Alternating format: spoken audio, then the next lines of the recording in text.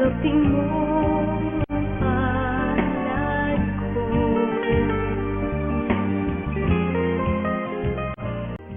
Kamakailan lang ay paulit-ulit na inaatake ng seizures si Maria Victoria Adalia. Bukod pa ito doon sa unti-unting pananakit at pangangalay ng kanyang leg. Ano ang iniindang sakit ni Maria Victoria? Paano natin siya matutulungan? Panoorin po natin.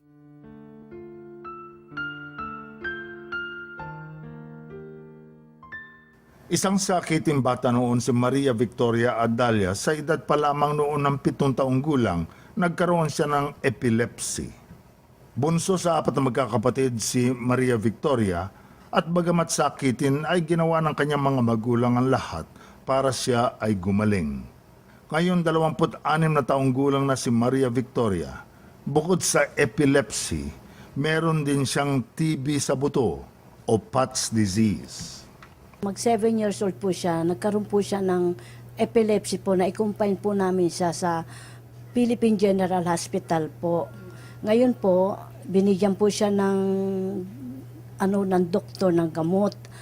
Ngayon po bumalik po siya ng 2013 po, inatake na naman po siya ng epilepsy niya.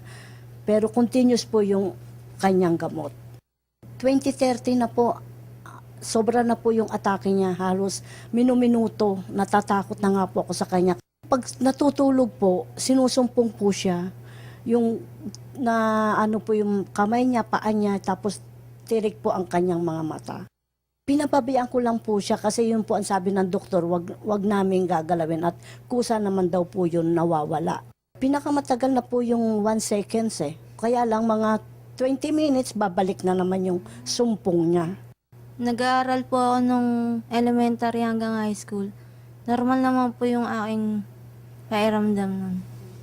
Wala naman pong pagbabago. Hanggang sa na-graduate po ako, nitong nagkaroon na po akong TB sa buto, yun po, doon po ako nagkaroon ng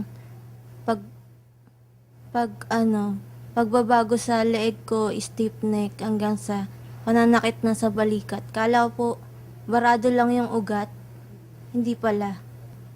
Tapos init ng tubig, matatanggal. Tapos bumabalik po ulit. Pwede pong operahan ng anak mo. Kung hindi po siya maoperahan, mapaparalyze na po siya forever. Gugustuhin niyo pa po ba yun? Ang sabi ko, ayaw ko po. Mas gugustuhin ko na lang po siyang maoperahan kaysa makita ko yung anak kong lalong naghihirap. Tanging neck brace ni Maria Victoria ang sumasalo sa paghihirap ng kanyang sakit.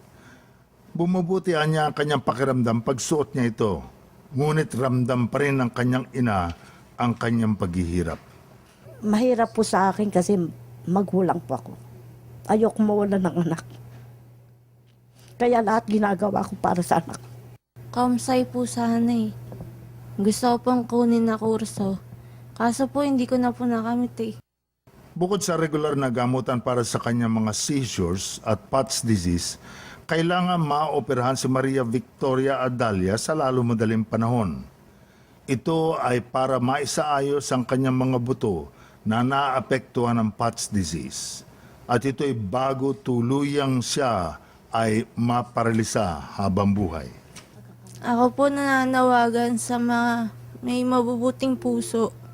Sana po tulungan niyo po ako na maoperahan na po agad-agad. Kasi po, gusto ko pa po makatulong sa magulang ko. Ayoko po naghihirap ng ganito. Marami po akong pangarap. Bata pa lang po ako. Maraming salamat po.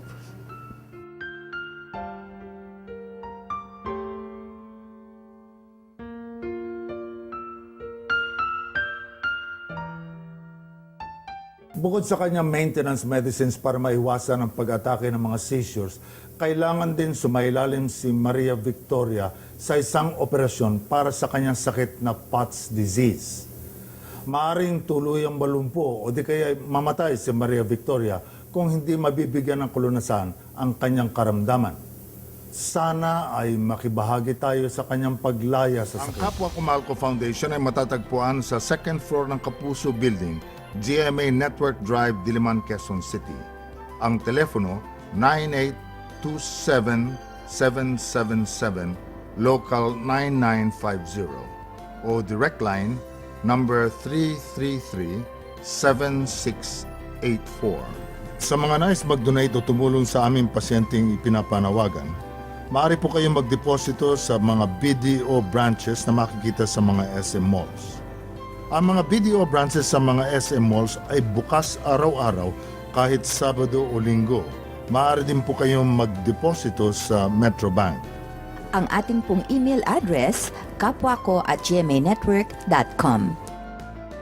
Sa Facebook, www.facebook.com/kapwako. Bisitahin ang aming website, www.kapwako.org para mapanood ang mga nagdaang episodes. Maaari din kayong mag-donate gamit ang inyong credit card, debit card, PayPal account, at Globe GCash.